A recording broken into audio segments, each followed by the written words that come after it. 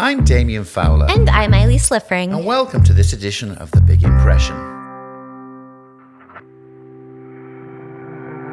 Today we're joined by Kate Wick, Chief Marketing Officer at the Las Vegas Convention and Visitors Authority, the team behind the city's newest brand campaign, which launched in September. Las Vegas is known around the world for its energy, its entertainment, and its edge. But this latest campaign takes a closer look at what the city means today, beyond the casinos, and into its growing identity as a cultural and sports destination. We'll talk with Kate about the ideas behind the campaign, how Vegas is connecting with new audiences, and what it takes to evolve one of the most recognizable brands in the world. Cue Frank Sinatra.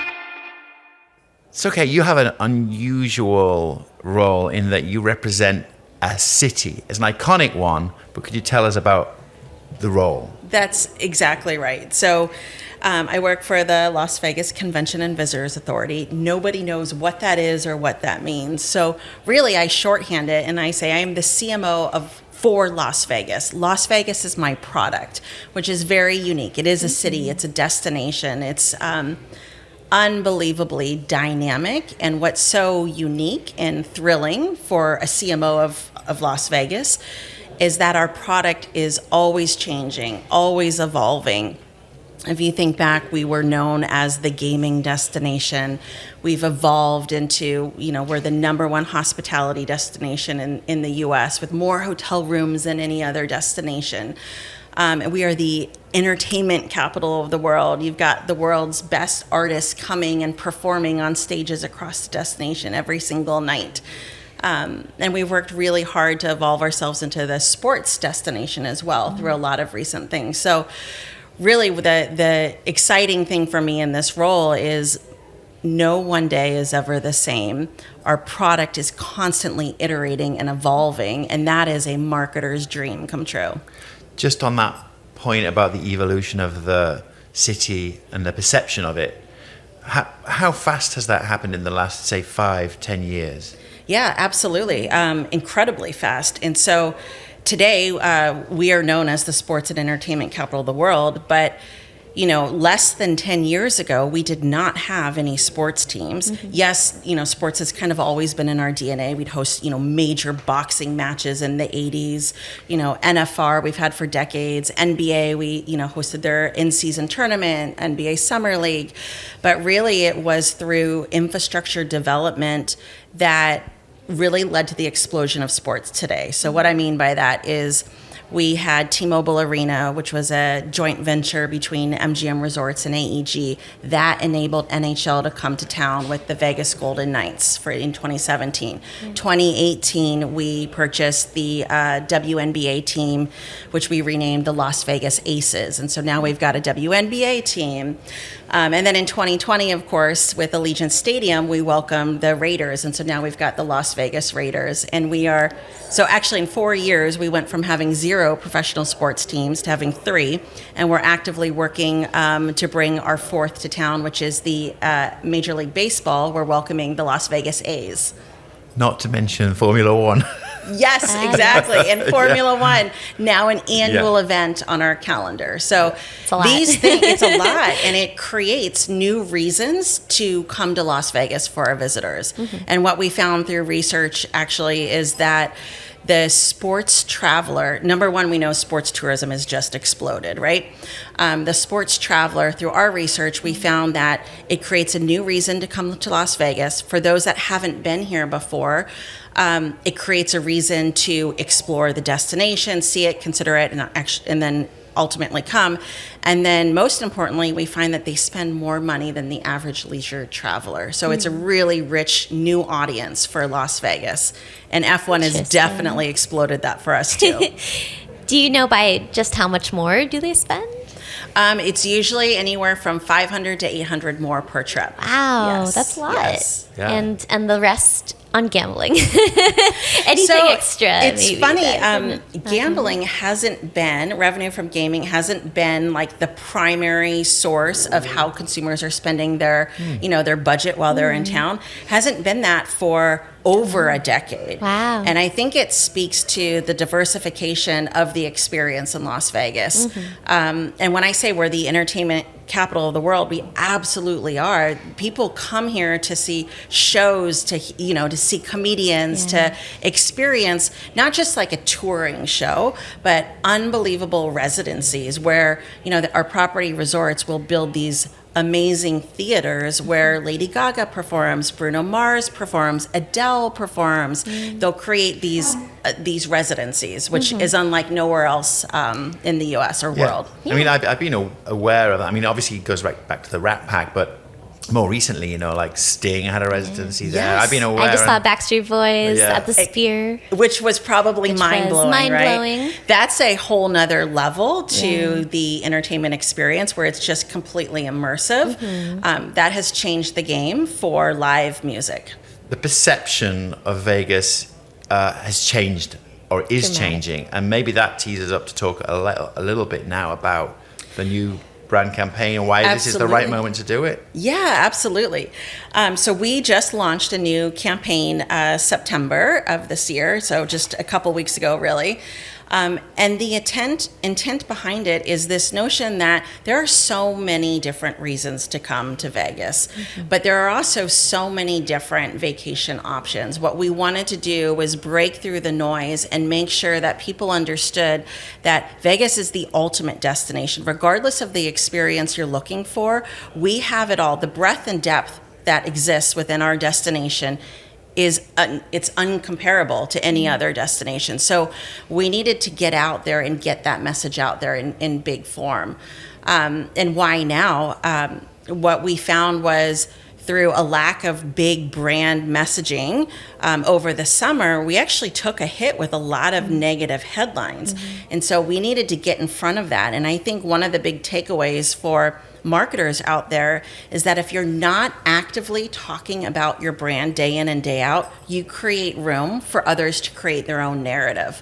And so, after we launched the campaign, it's been, about a month in market, we've seen a lot of that negativity drop because now everybody's covering, here's the new elements, here are the new promotions they're doing, here are the new experiences that you can find. So it's really about driving the narrative that you want for your brand. Very cool. And could you tell us a little bit about the campaign itself, maybe the creative, and then what channels are you leaning into? Yeah, absolutely.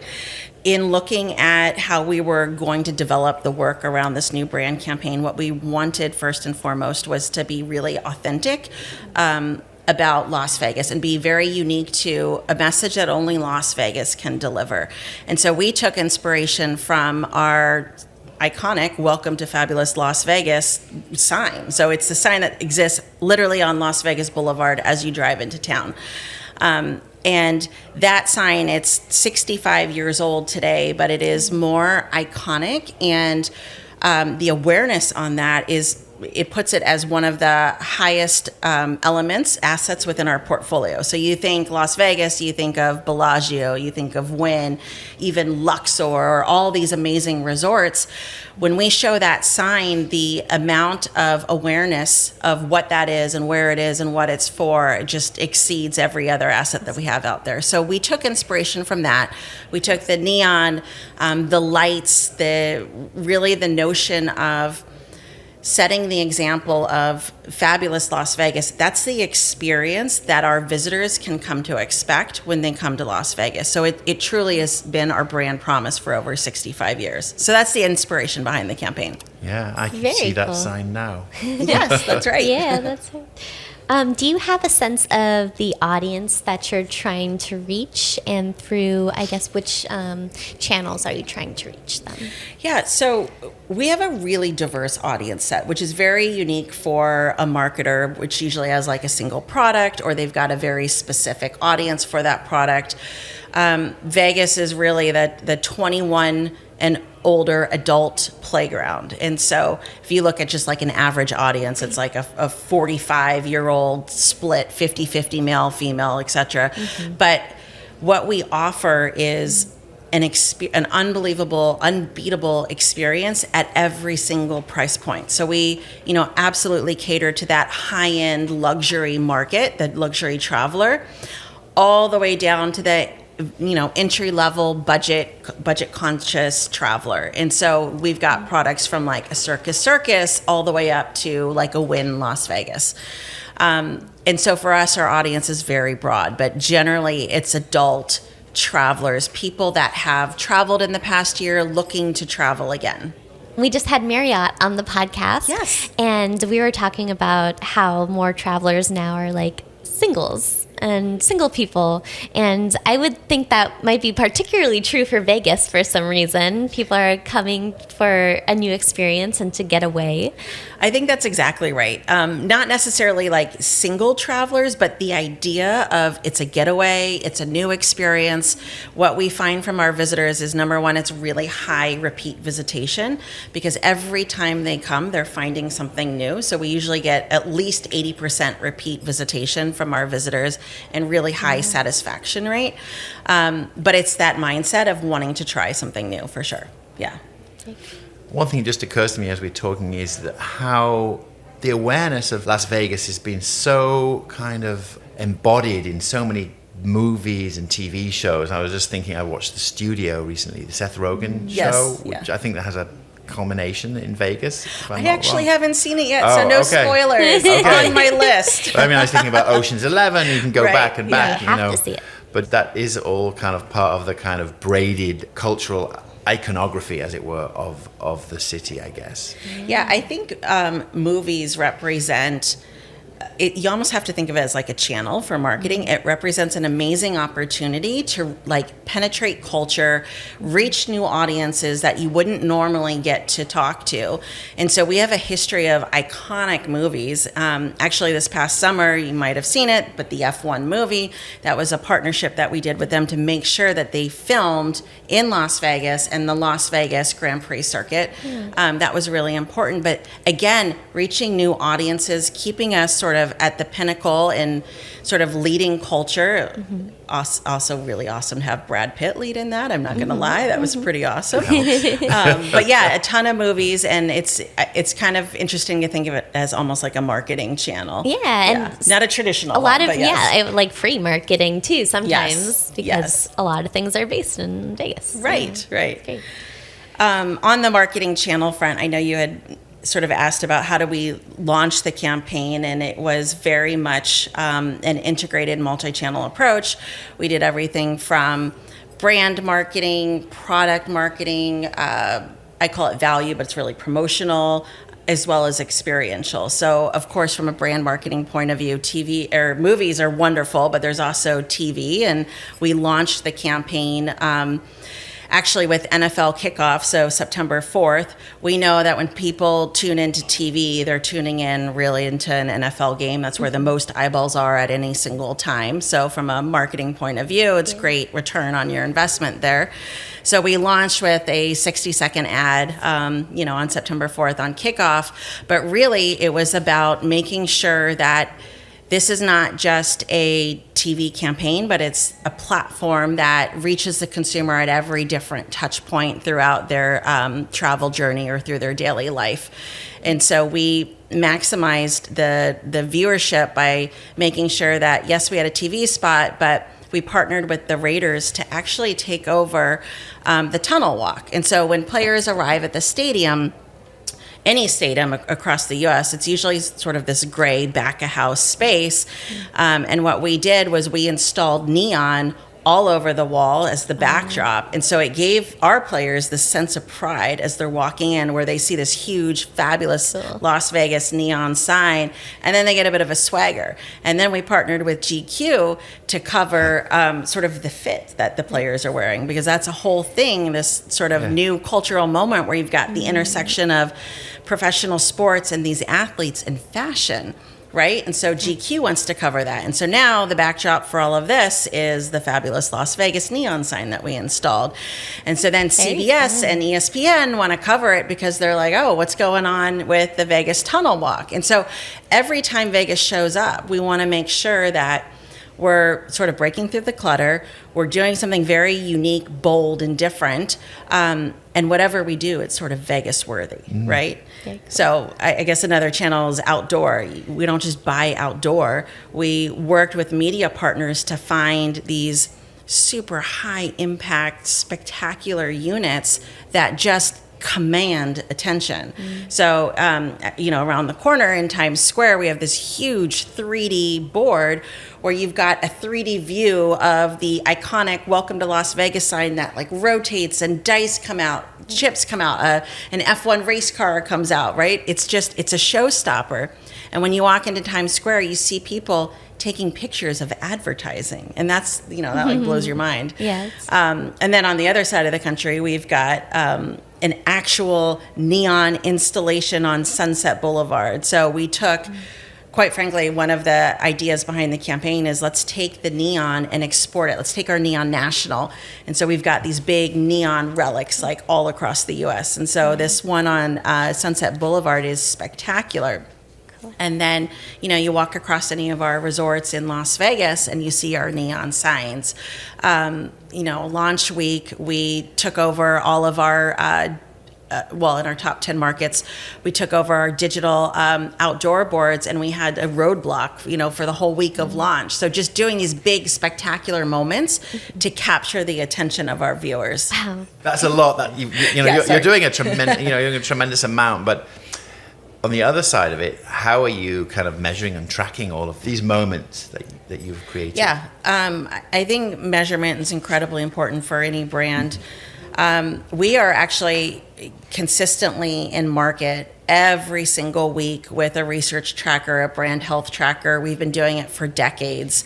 Making sure that we're keeping a finger on the pulse of our consumer is really important to us. So, before we launched the campaign, obviously we tested it to see, number one, does it break through? Does it resonate? Does it deliver on the message of escape? Does it make people want to go to Las Vegas? It actually tested stronger than any other campaign that we've tested, and we test all of our campaigns. So that was pretty exciting. And then post-launch, again, we're in the market every single week. We found that we continued to uptick in terms of likability of the campaign that makes you want to travel to Las Vegas. Those metrics are really important to us, intent to travel.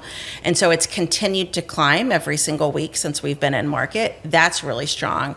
I think outside of traditional campaign testing, something that we consistently do is social listening. And so understanding what the current conversation is on social. I had mentioned the summer was a little bit rough. There was a lot of negativity out there for us. What we found was we had peaked in terms of negativity online in August. We launched the campaign in September, and that number has dramatically reduced, which is fantastic. It goes back to this point of you have to constantly be talking and driving your own narrative. Otherwise, if there's a void, others are going to fill it for you. That was a quick turnaround time, too, from peaking in August to launching in September. Absolutely. So a couple weeks. So I would say early August was peak, and then mid-August. And then campaign formally launched September 4th, but working with our property partners to seed components of the campaign. Before that was a big part of it as well. And then I think a very tactical measurement is we launched actually the first ever destination-wide sale. So we called it the Fabulous 5-Day Sale. Our campaign is Welcome to Fabulous, so Fabulous 5-Day Sale. We wanted to make sure that we were putting a spotlight on the value that exists across the destination. And what we found was, we drove 4 times the amount of website volume that we normally do to visit LasVegas.com. And that we actually were driving more referrals. So people were coming in to see what these deals were, what the sale was, this first ever limited sale. And then the referral traffic that we were sending out to the booking engines of each of our property partners, that was 120 times the normal weekly average that we have in terms of referral rate. So really unbelievable. It was kind of mind-blowing for us in terms of the results of that. Nice. Yeah, wow. And what was the reception from businesses in Las Vegas too? Because that involved all of them as well. Absolutely. Yeah, we don't launch a campaign without the support of our property partners. The reception was fabulous, to use a cliche. incredibly fabulous. They leaned into it. You'll see part of the campaign, we created these neon elements and literally handed over this toolkit to our property partners so they can push out on all of their digital signage, on all of their marketing elements, sort of reflections of the campaign work as well, and tie into it. Great. Just sort of, just out of curiosity, Yeah. is the campaign driven from the ground up by businesses, or does it come top down, as it were, from your office? What's the kind of interaction like? Yeah, well, the interaction is we are the DMO, the Destination Marketing Organization for Las Vegas. So what we do is we work closely with our property partners to understand what's the business needs, what are the trends they're seeing. We do research and provide them top level trends, and then we work with them on what do we need the advertising to accomplish. And then we develop the campaigns. We're funded by them. We're actually funded by a room tax, which is paid by our visitors. And so there is complete coordination with our property partners. And we really do all of the upper funnel marketing for them. That's kind of the role we play for them. Interesting, yeah. Yeah. I want to ask you, actually, I guess this is a big picture question. Are there other big cities that kind of have similar outreach or similar marketing campaigns, or are you unique in lots of ways? I think the big destinations like New York, LA, they will have a tourism authority within their destination that will do it for them. I think what's unique about Las Vegas is how we're funded. Again, it is through this room tax. And so I'm not out there every day trying to drum up membership funds or anything. Our job is to go market the destination 365 days a year. That is why we exist. And so I think other destinations have something similar, but not quite the structure or the support behind it.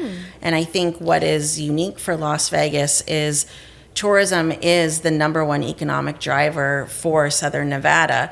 And so we're the engine behind that. We have to make sure we're continuing to fuel that. Tourism represents 55 billion, in direct economic impact. That's visitors coming, spending, fueling the local economy. And so the role we play matters. The advertising that we do matters because it fuels the entire ecosystem and the economic climate for Southern Nevada. Wow. Yeah. Another quick follow-up question, because you keep making me think of things. You have a lot of international visitors. Do you have a sense of where the majority of them are coming from? Yeah. So international visitors are really important to us. Interesting, Canada is our number one market. We have seen a decrease this year from our Canadian visitors. That's true for the U.S. overall. We love our neighbors to the north and we welcome them back. But Canada is generally number one. Mexico is number two.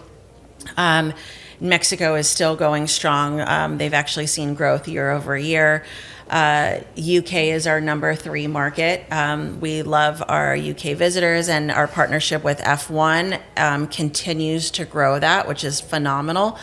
And then interesting, our fourth market is actually Australia, and we don't have a direct flight there today, but it's an easy stopover from LA. But the Australians and the Aussies, they love coming to Las Vegas, great cultural alignment. But in general, we love all of our international visitors, and it's about anywhere from 10 to 15% of our overall visitor mix. Oh, so Wow. cool. Well, so along with just how many changes Las Vegas has seen, how would you, describe the expectations around hospitality and how that has changed over the years? Gosh, hospitality, not unlike marketing, it's really fueled by tech innovation. Everything from keyless check-in, you can check in on your phone, you can use your phone as your key. All of these things have been unbelievable accelerants to a great experience, but that's like across the board in every city across the world. Technology has fueled that. I think what's unique for Las Vegas is actually doubling down on the core of who we are, and that's about service, and that's about kind of going back to the brand promise of the campaign, where the Welcome to Fabulous Las Vegas isn't just a sign, it is the brand promise of the experience you're going to have here. And before we launched the campaign, we actually went around to all the CEOs and all the presidents of all of our resort property partners to say and to remind them, we're going to launch this campaign. We're going to go back to the roots of Las Vegas. And the roots of that is hospitality. And it's about making every individual feel like somebody's special. That is so uniquely Las Vegas. You can walk in to a Circus, an Excalibur, and have this mind-blowing, unbelievable experience. You could also walk into a Bellagio, an Aria, a Fontainebleau, and have a mind-blowing, unbelievable experience. It's not based on, your economic value or your financial worth, right? It's based on who you are as a visitor coming. We're going to deliver that unbelievable experience. And that is service-related, hospitality-related for us. Very cool. So what's next then? How are you planning to build on the success? I think for us, Welcome to Fabulous is not just like a flash in the pan ad campaign. What we intended to do was create a marketing platform that will just stand the test of time, that will continue to iterate off of it. We have 3 big announcements, not yet announced, but still coming out later this year, that just continue to build on this platform. So it's a platform for us as the DMO, but it's also a platform for our property partners to continue to iterate because it is so unique to us. Very cool. So now we've got some kind of quick fire questions. Now we've looked at that big picture. Okay. What are you obsessed with figuring out right now? I am obsessed with figuring out how you hack the social algorithms. And I think what's super interesting is, something that can go viral that isn't necessarily representative of the brand or the experience that you have. And so really making sure that for us, it's fueling a ton of content out there to make sure that we're dominating what that narrative is. And, that's not just from brand voice, it's influencers or whatever, but that social algorithms, I think, is really important for brands. Yeah, absolutely. I would love to figure that out too. It's like, that seems like a kind of a magic unlock. Yes, right? Okay, your turn. This year, you are included on the Forbes list of 50 fierce global leaders. Yes. Congratulations. Thank you. What is one piece of wisdom you'd pass on to other marketers? Oh, gosh. Constant learning, constant iteration. Nothing is ever done, right? You put something out in the world, there's always a chance to continue to iterate and learn and get feedback and continue to push it further. Yeah. Love it. Here's another. Is AI a marketer's friend? Yeah, absolutely. But actually, let's be careful with that. It's a friend, but it's like a starting point, right? I think using it as information, as research, as sort of an input, but not a final output is really important. I like that. That distinction is important. Yeah. One last fun one for you. Maybe outside of the Brad Pitt movie from this summer, what's your favorite movie set in Las Vegas? Oh, gosh. I love Ocean's 11. I mean, how can you not? It's fabulous. Classic. Yeah. I mean, it's still Brad Pitt, but Yeah. Oh, yeah. but it's an icon. He can be in anything. Yeah. Everything. So. And that's it for this edition of The Big Impression. This show is produced by Molten Heart.